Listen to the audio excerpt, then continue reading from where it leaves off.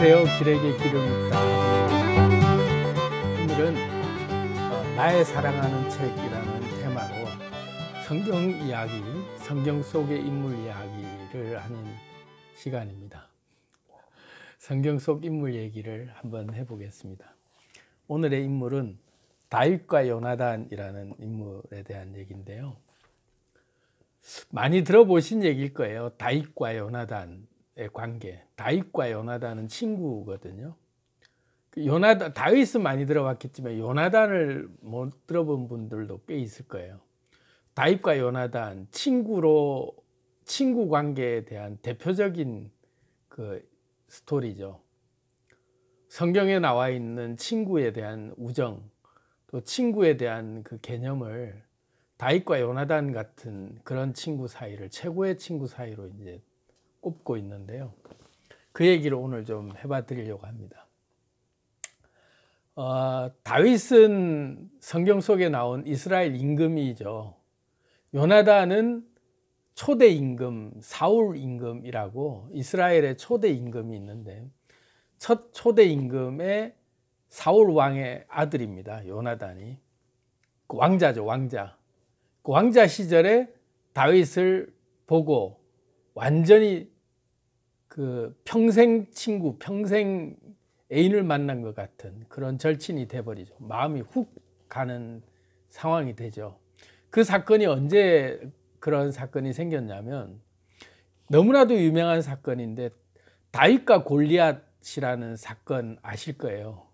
골리앗 어마무지하게 우리나라 키로 따지면 3m가 넘는 그런 그 장수를 그 어린 아이가 돌멩이에 이렇게 실 묶어 갖고 물맷돌이라 그러는데 물맷돌을 가지고 던져 가지고 정통으로 맞춰서 골리앗을 때려잡죠. 블레셋 군대 장수인데. 그래서 그 골리앗을 때려잡은 그 유명한 스토리가 나오는데 그러면서 다윗이 일약 영웅이 돼 버려요. 이스라엘에. 그때 사울 임금이 그 전장터에 나가 있을 때 요나단도 같이 그 전쟁터에 왕자의 신분으로 계속 전쟁을 하고 있던 중이었는데 요나단도 굉장히 용맹한 장수였어요. 그런데 다윗의 그런 용맹함과 다윗을 보고 완전히 마음이 훅 이제 다 품뻑 빠진 거죠. 그래서 사울 임금이 다윗이 그렇게 영웅이 되자마자 다윗을 되게 아꼈어요. 그러고는 요나단도 왕자이자 친구로서 다윗과 절친이 됩니다. 그렇게 해서 친구 관계가 이제 계속 유지가 되는데 다윗이 임금으로서 그 왕위에 오르기 전까지 사울이라는 초대 임금으로부터 굉장한 견제와 죽을 고비를 수도 없이 넘기게 되거든요. 왜 그렇게 됐냐면 사울이 죽인 자는 천천히요 다윗이 죽인 자는 만만이라 그러면서 백성들이 막 계속 다윗을 칭송을 하니까 사울이 질투를 하기 시작한 거죠. 그러고 다윗은 계속 승승장구하면서 어느 전쟁터를 가거나 항상 승전보를 갖고 오는 전쟁 영웅이었어요.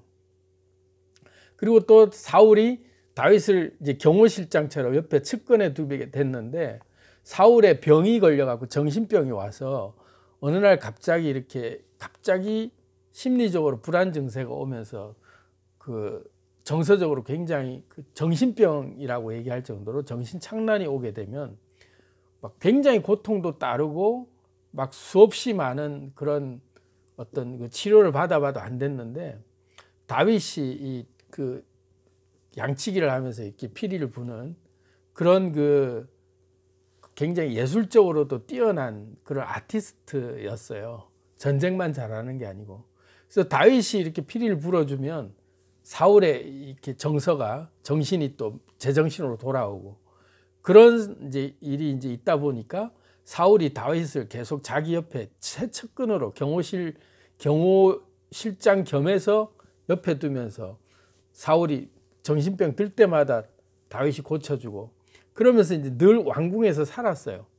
그러다 보니까 요나단이랑 절친이다 보니까 늘 같이 붙어 다니고 그랬는데 다윗이 항상 가서 승전보를 올리고 올 때마다 점점 더 유명해지니까 사울이 불안해지는 게 자기 왕위를 뺏기게 되는 불안감도 생긴 거고, 왜냐하면 그때 당시에 사무엘이라고 하는 선지자가 사울에게 예언을 한 게 있거든요.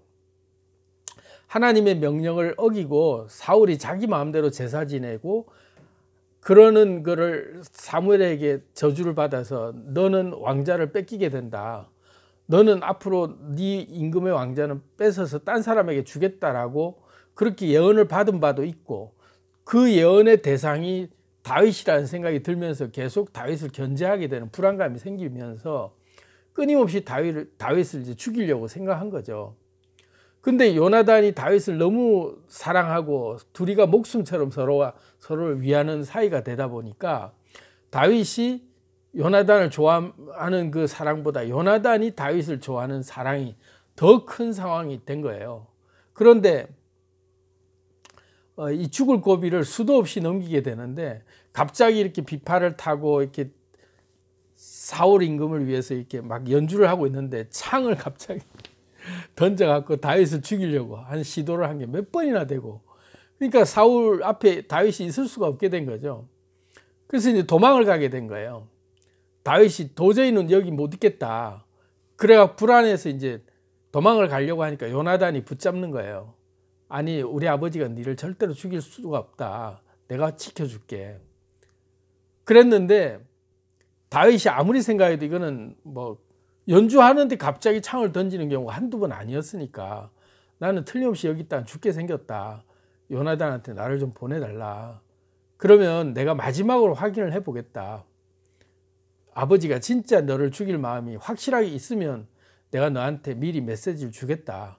그러면 너는 지금 저기 숲속에 숨어 있다가 내가 우리 아버지 마음이 확인된 뒤에 내일 모레 아버지 상황을 보고 내일 모레 너를 숲으로 내가 사냥하는 듯이 나와서 내가 화살을 쏘고, 화살을 쏘았을 때 화살이 더 멀리 있다. 그러니까 더 멀리 가봐라. 빨리 쫓아가라.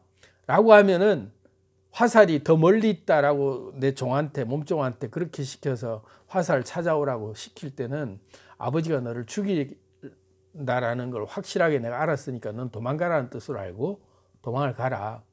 근데 내가 화살을 쏘아놓고 화살이 더 앞에 있다. 그러니까 돌아와서 화살을 찾아와라 라고 내가 신호를 주면 그때는 네가 숨어 있다가 나와라. 그럼 내가 아버지한테 같이 가도 네가 안전하다. 그렇게 서로 약속을 정해놓고 다윗이 숨었어요. 그래서 이제 그 다음날 사울이 식사 자리에 다윗이 없는데 그냥 넘어갔죠. 아, 얘가 오늘 뭐 무슨 일이 있어서 안 왔나 보다. 근데 그 다음날도 밥 먹을 때 다윗이 안 보이니까 사울이 물었죠.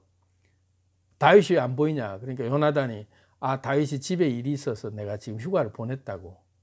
그때 이제 막 사울이 막 노발대발하면서 칼을 들어갖고 요나단을 죽이려고 그렇게 막 화를 낸 거예요.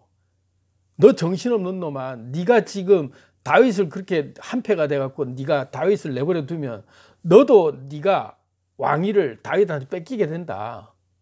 이런 정신없는 놈 만나 하고 막 죽이려고 하니까 요나단이 일어나서 밥도 안 먹고 나가버렸어요. 그리고는 자기 몸종을 데리고 가서 다윗하고 약속한 자리로 가서 화를 쏘면서 그랬죠. 쏘면서 화살이 더 멀리 있다. 빨리 쫓아가서 찾아봐라 하고 다윗에게 경고를 주는 거예요. 그러니까 몸종이 그 칼을 찾아온 걸 가지고 요나단이 몸종을 보내고 너는 궁으로 먼저 돌아가라 하고 보내고 난 다음에 다윗과 요나단만 남아있는 상태에서 다윗이 나왔어요. 그러고는 다윗이 알겠다고, 이제 나는 떠나가겠다고. 그때 둘이서 막 끌어안고 엉엉 울어요. 다윗도 내가 네 은혜는 잊지 않으마. 그렇게 서로가 서로를 목숨처럼 지켜주는 관계가 다윗과 요나단의 관계예요. 나중에는 결국 요나단이 전쟁터에 나가서 죽게 되는데 다윗이 임금이 되고 난 뒤로 요나단의 하나 남은 아들, 그것도 전쟁 중에 급히 오다가 불구가 돼가지고 다리를 못 쓰게 된 아들을 기어코 찾아내서 끝까지 요나단 대신 자기 아들을 보살핍니다. 요나단 아들. 그런 관계가 우정의 관계거든요. 다윗과 요나단의 우정이 유명한 관계예요. 그래서 그 동서고금을 통해서 정말로 절친의 우정을 나눈 진정한 친구 관계가 누구냐 했을 때 다윗과 요나단의 관계를 많이 꼽아요. 그래서 오늘 저는 이 다윗과 요나단 얘기를 드리면서 우리 인생에 그런 다윗 같은, 그런 요나단 같은 친구가 우리 인생에 한 명이라도 있는지 참 그걸 찾아보면 그런 친구 한 명이라도 있으면 정말 복 받은 거죠. 그래서 그런 우리 인생의 다윗과 요나단 같은 그런 친구 관계를 정말 끝까지 나를 이렇게 어떤 상황에서도 내 편이 돼주는 친구, 그런 친구를 우리가 만나는 것은 정말 복이다. 그런데 그런 친구를 내가 좋은 친구, 또 상대가 좋은 친구, 일방적으로 한쪽에게만 좋은 친구는 친구라고 할 수 없죠. 그거는 이해관계에 의해서 그거는 상대에게 일방적으로 맞춰주는 관계잖아요.